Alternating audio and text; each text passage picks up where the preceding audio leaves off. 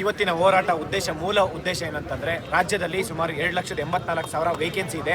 ಅದು 43 ಇಲಾಖೆಯಿಂದ. ನಾವು ಕಳೆದ ಸರ್ಕಾರ, ಈ ಒಂದು ಸರ್ಕಾರ ಏನು ಆಡಳಿತಕ್ಕೆ ಬಂದಿದೆ, ಈ ಸರ್ಕಾರ ಆಡಳಿತ ಬರೋದಕ್ಕೆ ಮುಂಚೆ ಒಂದು ಪ್ರಣಾಳಿಕೆಯಲ್ಲಿ ಒಂದು ಪ್ರಾಮಿಸ್ ಕೊಟ್ಟಿತ್ತು. ಏನಂದರೆ, ಸರ್ಕಾರ ಬಂದು ಒಂದೇ ವರ್ಷದಲ್ಲಿ 1 ಲಕ್ಷ ವೇಕೆನ್ಸಿ ಫಿಲ್ ಮಾಡ್ತೀವಿ ಅಂತೇಳಿ. ಅವು 3 ವರ್ಷ ಮುಂಚೆ 7,50,000 ವೇಕೆನ್ಸಿ ಖಾಲಿ ಇದ್ದಿದ್ದು. ಆದರೆ ಇವಾಗ 2,84,000 ಖಾಲಿ ಹುದ್ದೆ ಇದೆ. ಸರ್ಕಾರ ಬಂದು 3 ವರ್ಷದಲ್ಲಿ 5,000 ವೇಕೆನ್ಸಿ ಫಿಲ್ ಆಗಿಲ್ಲ. ನಾವು ಪ್ರಶ್ನೆ ಮಾಡ್ತಾ ಇರೋದು, ವಿದ್ಯಾರ್ಥಿಗಳು ಇವತ್ತು ರಾಜ್ಯದಲ್ಲಿ ಸುಮಾರು 20 ಲಕ್ಷ ಜನ ವಿದ್ಯಾರ್ಥಿಗಳಿದ್ದಾರೆ. ಅವರಿವತ್ತು ರೋಡ್ಗೆ ಬಂದಿರೋ ಪರಿಸ್ಥಿತಿ ಆಗಿದೆ. ಈ ರೀತಿ ಹೋರಾಟ ಮಾಡೋಂಥ ಪರಿಸ್ಥಿತಿ ಆಗಿದೆ. ಪ್ರತಿ ರೋಡಲ್ಲಿ ಎಲ್ಲಿ ಫ್ರೀ ಊಟ ಸಿಗುತ್ತೆ ಅಲ್ಲಿ ಹೋಗಿ ಲೈನಾಗಿ ನಿಂತ್ಕೊಂಡು ಊಟ ತಿನ್ನೋಂಥ ಪರಿಸ್ಥಿತಿಗೆ ತಗೊಂಡಿದ್ದಾರೆ. ಗಿಗ್ ವರ್ಕರ್ಸ್ ಆಗಿ ಕೆಲಸ ಮಾಡ್ತಿದ್ದಾರೆ. ಇವತ್ತು ಝೊಮೊಟೊ, ಸ್ವಿಗ್ಗಿಯಲ್ಲಿ ಕೆಲಸ ಮಾಡ್ತಿದ್ದಾರೆ. ಪಾರ್ಟ್ ಟೈಮ್ ಕೆಲಸ ಆಗಿ ಇಡೀ ಬೆಂಗಳೂರಲ್ಲಿ ಇರ್ಬೋದು, ಬೇರೆ ಬೇರೆ ಡಿಸ್ಟಿಕ್ಕಿಂದ ಬಂದು ಇಲ್ಲಿ ಟ್ರಾಫಿಕಲ್ಲಿ ಕೆಲಸ ಮಾಡಿಕೊಂಡು 500 ರೂಪಾಯಿ ದುಡಿತಾ ಇದ್ದಾರೆ. ಈ ಒಂದು ಪರಿಸ್ಥಿತಿಗೆ ತಗೊಂಬಂದಿದ್ದರು ಸರ್ಕಾರ ಏನು ಪ್ರಾಮಿಸ್ ಮಾಡಿತ್ತು, 1 ವರ್ಷದಲ್ಲಿ 1 ಲಕ್ಷ ವೇಕೆನ್ಸಿ ಫಿಲ್ ಮಾಡ್ತೀನಿ ಅಂತ ಹೇಳಿದರು. 3 ವರ್ಷ ಆದರೂ ಆಗಿಲ್ಲ. ಈಗ 2,84,000 ಇದೆ. ಈ ಒಂದು ನೆಕ್ಸ್ಟು 3 ವರ್ಷ ಈಗ ಏನು ಲೆಜಿಸ್ಲೇಟಿವ್ ಮಾಡಬೇಕಾಗಿರೋಂಥ ಕರ್ತವ್ಯನ ಏನೇ ಒಂದು ಬಿಲ್ ಪಾಸ್ ಮಾಡಿ, ರಿಸರ್ವೇಷನ್ ಇಶ್ಯೂಸು, ಒಳ ಮೀಸಲಾತಿ ಇಶ್ಯೂಸು, ಸುಮ್ಮನೆ ಇದು ಒಂಥರ ನೆಪ ಅಷ್ಟೇ ಸರ್. ಇದು ಹೇಳ್ತಾ ಇದೀನಿ ಕೇಳಿ, ಇದು ಇವರಿಗೆ ಉದ್ದೇಶಪೂರ್ವಕವಾಗಿ ಮಾಡ್ತಾ ಇರೋಂಥ ಕೆಲಸ ಅಂತ ಅನ್ಸ್ಬಿಡುತ್ತೆ. ನಾನು ಮಾನ್ಯ ಮುಖ್ಯಮಂತ್ರಿ ಸಿದ್ದರಾಮಯ್ಯ ಸರ್ ಇರ್ಬೋದು, ಎಲ್ಲ ಸಚಿವರಿಗೆ ಮನವಿ ಮಾಡ್ಕೊತೀನಿ, ಈ ಕೂಡಲೇ ನೀವು ಎಲ್ಲ ಇಲಾಖೆಯಿಂದ ರೆಕ್ರೂಟ್ಮೆಂಟ್ ಮಾಡಿ, ನೀವು ಮಾಡಿರೋ ಮಿಸ್ಟೇಕ್ಸ್ನ ಕೋರ್ಟ್ ಮೇಲೆ ಹೇಳ್ಬಿಡಿ. ಯಾವುದೇ ಒಂದು ಬಿಲ್ ಪಾಸ್ ಮಾಡಿ ಆ್ಯಕ್ಟ್ ಮಾಡಬೇಕಾಗಿರೋಂಥ ಜವಾಬ್ದಾರಿ ಲೆಜಿಸ್ಲೇಟಿವ್ ಅಷ್ಟೇ ಇರುತ್ತೆ. ಯಾವುದೇ ಜುಡಿಷಿಯರಿ ಪವರ್ ಇರಲ್ಲ. ಅದು ಒಂದು ಸ್ಟ್ಯಾಚ್ಯೂಟ್ ಅದೇನಿದೆ ತಪ್ಪಿದೆ, ಯಾವುದಾದ್ರು ಬಿಲ್ ಪಾಸ್ ಮಾಡಿ ಆ್ಯಕ್ಟ್ನ ಅದು ಏನಾದರೂ ತಪ್ಪಾಗಿದ್ರೆ ಜುಡಿಷಿಯರಿ ಅದನ್ನು ಸರಿಪಡಿಸುತ್ತಷ್ಟೇ. ಅದು ಹಿಂಗಲ್ಲ, ಹಿಂಗೆ ಮಾಡಿ ಅಂತ ಹೇಳ್ಬೋದೇ ಹೊರತು ವಿನಃ ನೀವು ಮಾಡಿರೋ ತಪ್ಪನ್ನು ಕೋರ್ಟ್ ಮೇಲೆ ತೋರಿಸ್ಕೊಂಡು ಇಲ್ಲಿ 20 ಲಕ್ಷ ಜನ ವಿದ್ಯಾರ್ಥಿಗಳನ್ನ, ಯೂತ್ಸ್ ಅದು ಅನ್ಎಂಪ್ಲಾಯ್ಡ್ ಮಾಡ್ತಾ ಇದ್ದೀರಾ. ನೀವು ಈ ರಾಜ್ಯದಲ್ಲಿ ನೀವು ಮಿನಿಸ್ಟರ್ಸ್ ಇರ್ಬೋದು, ಮುಖ್ಯಮಂತ್ರಿ ಸಿದ್ದರಾಮಯ್ಯ ಸರ್ ಇರ್ಬೋದು, ಯಾವುದೇ ಒಂದೊಂದು ಸ್ಟೇಟ್ಮೆಂಟ್ಸು ತುಂಬ ಇಂಪಾರ್ಟೆಂಟ್ ಆಗುತ್ತೆ.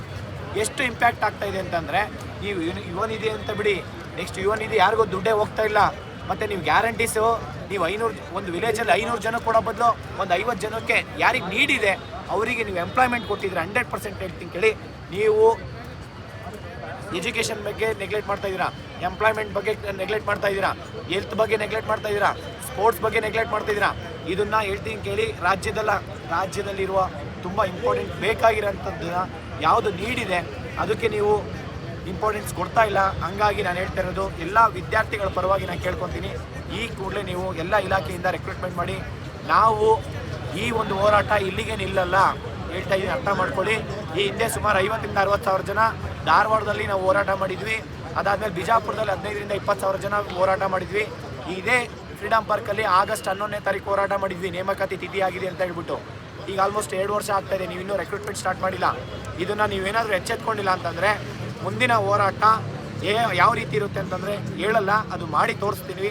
ಯಾವುದೇ ಕಾರಣಕ್ಕೂ ಸರ್ಕಾರ ಕೂಡಲೇ ಎಚ್ಚೆತ್ಕೊಂಡು ರಾಜ್ಯದ ಯುವಕರ ಪೇಷನ್ಸ್ನ ಎಲ್ಲದಕ್ಕೂ ಒಂದು ಲಿಮಿಟ್ ಇರುತ್ತೆ. ಆ ಲಿಮಿಟ್ ಕ್ರಾಸ್ ಆಯ್ತು ಅಂತಂದರೆ ಯಾರನ್ನೂ ಕಂಟ್ರೋಲ್ ಮಾಡೋಕ್ಕಾಗಲ್ಲ. ಅರ್ಥ ಮಾಡ್ಕೊಳ್ಳಿ. ದಯವಿಟ್ಟು ಸರ್ಕಾರಕ್ಕೆ ನಾನು ಮನವಿ ಮಾಡ್ಕೊತೀನಿ, ಕೂಡಲೇ ರೆಕ್ರೂಟ್ಮೆಂಟ್ ಮಾಡ್ಕೊಳ್ಳಿ.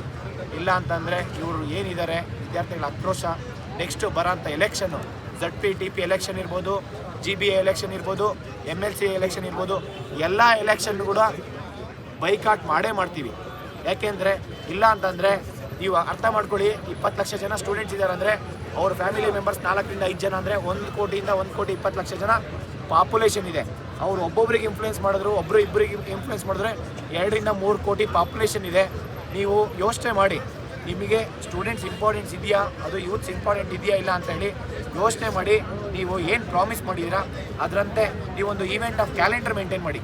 ಈಗೇನು ವೇಕೆನ್ಸಿ ಇದೆ, ನೀವು ವೇಕೆನ್ಸಿ ನೋಟಿಫಿಕೇಷನ್ ಮಾಡಿದ್ರು ಅದು ಅಪಾಯಿಂಟ್ಮೆಂಟ್ ಲೆಟರ್ ಕೊಡೋದಕ್ಕೆ ಎಕ್ಸಾಮ್ ಎಲ್ಲ ಆಗಿ ಮಿನಿಮಮ್ 6 months to 1 year ಬೇಕು. ನೀವು ಇಲಾಖೆನೆಲ್ಲ ಕರೆಸಿ, ಎಷ್ಟು ಖಾಲಿ ಹುದ್ದೆ ಇದೆ, 1 ಲಕ್ಷ ವೇಕೆನ್ಸಿನಾ, ಇಲ್ಲ 30,000-40,000 group C syllabus, common syllabus ಇದೆ, ಒಂದೇ ನೋಟಿಫಿಕೇಷನ್ ಮಾಡಿ, ಒಂದೇ ಅಪ್ಲಿಕೇಶನ್ ತೊಗೊಳ್ಳಿ, ಒಂದೇ ಅಪ್ಲಿಕೇಶನ್ ಫೀಸ್ ತೊಗೊಳ್ಳಿ. ಇದನ್ನೆಲ್ಲ ನೀವು ಗಮನದಲ್ಲಿಟ್ಕೊಂಡು ಕೂಡಲೇ ರೆಕ್ರೂಟ್ಮೆಂಟ್ ಮಾಡ್ಕೊಳ್ಳಿ ಅಂತ ಹೇಳ್ಬಿಟ್ಟು ಮನವಿ ಮಾಡ್ಕೊತೀನಿ. ಇಲ್ಲ ಅಂತಂದರೆ ಈ ಒಂದು ಹೋರಾಟ ಪ್ರತಿ ಜಿಲ್ಲೆ, ರಾಜ್ಯದಲ್ಲಿರೋ 31 ಜಿಲ್ಲೆಯಲ್ಲೂ ಈ ಹೋರಾಟ ಕಂಟಿನ್ಯೂಸ್ ಮಾಡ್ತೀವಿ ಅಂತ ಇಷ್ಟಪಡ್ತೀನಿ.